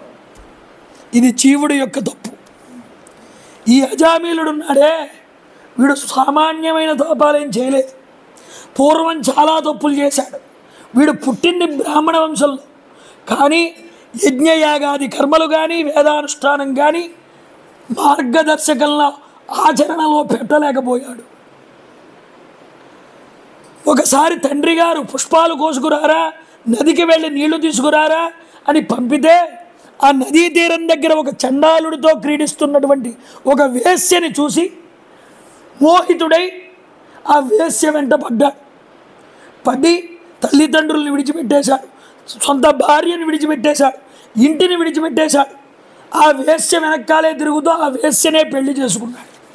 అది ఏదడిగితే అది తెచ్చాడు, దొంగతనం చేర్చుకున్నాడు, దాడి దోపిడీ చేశాడు, మద్యం, మదిర, మాంసం అన్ని అలవాట్లు చేసుకున్నాడు, దొంగ కింద మారాడు, ఎన్నో తప్పులు చేశాడు, ఇంటి ధనాన్నంతటినీ అమ్మేశాడు, తల్లిదండ్రులకు నీడ లేకుండా చేశాడు. ఇన్ని పాపాలు చేసి ఈరోజు ఇతడు శరీరాన్ని విడిచిపెడితే మీరు మమ్మల్ని తీసుకెళ్ళనివ్వకుండా ఆపుతారా? మీరెక్కడి ధర్మం అయ్యా, ఇది ఎక్కడి ధర్మం అని యమదూతలు అడిగారు. అడిగితే అప్పుడు వీళ్ళు మాట్లాడుతున్నారు, హరిదూతలు, ఏమయ్యా, అహో కష్టం ధర్మదృశాం అధర్మ స్పృశతే సభ. ధర్మాత్ముల యొక్క సభయందు అధర్మం అనేటటువంటిది ప్రవేశిస్తోంది. ఎంతటి అజ్ఞానం ఇది అని నవ్వుకున్నారండి హరిపార్షులు. ఎందుకుట? వీడు చేసిన తప్పులే చూసి మీరు శిక్ష వేద్దాం అనుకుంటున్నారు, కానీ వీడు చేసినటువంటి ప్రాయశ్చిత్త కర్మ చిట్ట చివర అది మీరు చూడలేకపోతున్నారు. దానివల్ల ఏమవుతుందంటే భగవంతుణ్ణి పట్టుకున్నా మాకు ఇదే పరిస్థితి వస్తుందేమోనని మీ మార్గాన్నే మిగతా వాళ్ళు కూడా చూసి భయపడతారయ్యా. పెద్దలు నడిచే మార్గాన్ని చూసి మిగతా వాళ్ళు దాన్ని ఆచరిస్తారు. యద్యదాచరతి శ్రేష్ఠ తత్తదేవేత రోజన. కానీ మీరు నడుచుకునే మార్గం ఇతరులు ఆచరించే మార్గం కింద లేదన్నారు హరిపార్షులు. ఎందుకంటే జీవుల యొక్క విశ్వాసాన్ని వమ్ము చేస్తున్నారు మీరు. ఏమిటా విశ్వాసం అన్నారు? ఈ అజామీలుడు బుద్ధిపూర్వకంగా కాకపోయినా ఎన్నో పాపాలు చేసినా శుభప్రదమైనటువంటి శ్రీహరి నామాన్ని యథా నారాయణాయేతి జగాత చతురక్షరము 4 అక్షరాలు కలిగినటువంటి నారాయణ అనేటటువంటి శబ్దాన్ని తెలిసి కానీ తెలియక కానీ శరీరాన్ని విడిచిపెట్టే సమయంలో పలికాడయ్యా ఇతను. ఇలా పలికినప్పుడు ఇతడి పాపాలన్నీ కూడా ప్రాయశ్చిత్తమైపోయాయి అన్నారు, పొమ్మన్నారు. ఈ నారాయణ అనే పదం ఇతడు 1,000,000 జన్మల్లో చేసిన పాపరాశినంతటినీ దగ్ధం చేసిందన్నారు. ఇది మీరు తెలుసుకోండి ముందన్నారు. నారాయణ, శివ, రామ ఈ నామాలున్నాయే ఎంతటి పవర్ఫుల్ నామాలండి ఇవి. వీటికి ఎంత శక్తి ఉంది అని లెక్క వేశారు ఒకసారి దేవతలు. 14 భవనాల్లో ఉన్న అన్ని జీవరాశులు కలిసి పాపపు పనులన్నీ చేసినా ఆ పాపాలన్నీ కూడా ఈ నారాయణ అనే నామం ముందు 16వ వంతుకు కూడా సరిపోవు అని చెప్పారు. అంటే ఆ పాపాలన్నీ కూడా తీసేయగలిగేటటువంటి శక్తి ఈ నారాయణ శబ్దానికి.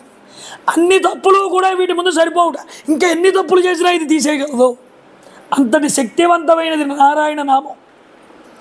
అతడు తెలిసో తెలియకో పక్కన పెట్టు, ముందు అది ఉచ్చరించాడా లేదా అది అందరికీ దొరికేది కాదు. ఈ నారాయణ శబ్దాన్ని ఎప్పుడైతే పలికాడో ఇతడు ప్రాయశ్చిత్తుడయ్యాడయ్యా. భాగవతుల జోలికి వెళ్ళేటప్పుడు ఆలోచించుకుని వెళ్ళాలి సుమా.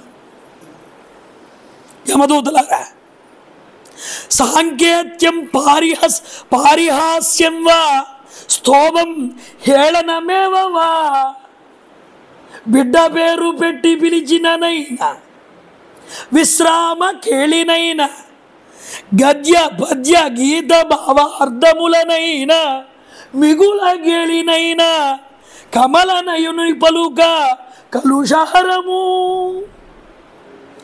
నువ్వు ఏదో సరదాగా పేరు పెట్టి పిలిచిన, ఆటలాడుతూ పిలిచిన నారాయణ నామాన్ని, భగవన్నామాన్ని ఏదో మామూలుగా వేళాకోళం చేస్తూ పలికిన, ఒక పద్యం చెప్పిన, నామం చెప్పిన, భోజనం చేసిన హరయే నమః గోవింద కబళే కబళే గోవింద కీర్తనం. ప్రతి ముద్ద తినేటప్పుడు నారాయణుడిని తలుచుకోమన్నారు, గోవింద అనమన్నారు. అది ఏమైందన్నారు? హవిర్యజ్ఞం అయింది. అది యజ్ఞమే, నువ్వు భోజనం చేసిన కింద లెక్క కాదు. కాబట్టి ఇలా ఎలా పిలిచినా ఆ పేరు అనేటటువంటిది ఆ పాపాలని తీసేస్తుందయ్యా. పతితః స్ఖలితో భగ్నః సందష్టః స్తప్తః ఆహతః హరిరిత్య వసేనాహం పుమాన్ నార్హతి యదనో. ఎలాంటి సమయంలో అయినా, ఏ సందర్భంలో అయినా, కష్టాల్లో అయినా, అడవుల్లో ఉన్నా, వారు ఎక్కడున్నా ఒక్కసారి భగవంతుడి నామాన్ని, శ్రీహరి నామాన్ని ఉచ్చరిస్తే వాడికి యముడితో బాధ అనేటటువంటిది లేదు. కూలిన చోట, కొట్టుపడి కుంగిన చోట, మహాజ్వరాదులున్ ప్రేలిన చోట, సర్పముఖ పీడల నందిన చోట, ఆర్తులై తూలిన చోట, విష్ణు భవదూరుని పేర్కొనిరేని ఆ యమక్కాలుని యాతనా వితతి కానరు పూనరు దుఃఖభావముల్. అసలు ఏమి మీ జోలికి రావాలి. ఆయన నామానిగా శక్తి ఉంది. పవి పుష్పంబగు అగ్ని మంచగు నకూబారంబు భూమి స్థలంబౌ శత్రువతి మిత్రుండవు విషము దివ్యాహారమౌనెన్నగా అవనీ మండలి లోపలన్ శివ శివేత్యా భాషణుల్లాసిగిన్ శివ నీ నామము సర్వవస్యకరమౌ శ్రీకాళహస్తీశ్వర. అయ్యా, ఇది భూమి కాదు, సముద్రం అంటే సముద్రం అయిపోతుంది. భగవన్నామం పట్టుకున్న వాడికి ఆ శక్తి ఉంది. ఇది రాయి కాదు, పువ్వు అంటే పువ్వు అయిపోతుంది. అయ్యా ఏమిటయ్యా ఇది మంచు అంటే, ఇది అగ్ని అంటావేమిటి, ఇది మంచు అంటే అగ్ని కూడా మంచి అయిపోతుంది. వాడు చెప్తే కాదని అంటే చెయ్యని తిరగనిదంటూ ఏముందయ్యా, ఈ నామానికి అంత శక్తి ఉన్నదన్న. కాబట్టి విడిచిపెట్టండి అన్నారు. వెంటనే విడిచిపెట్టారండి. వాళ్ళని విడిచిపెడితే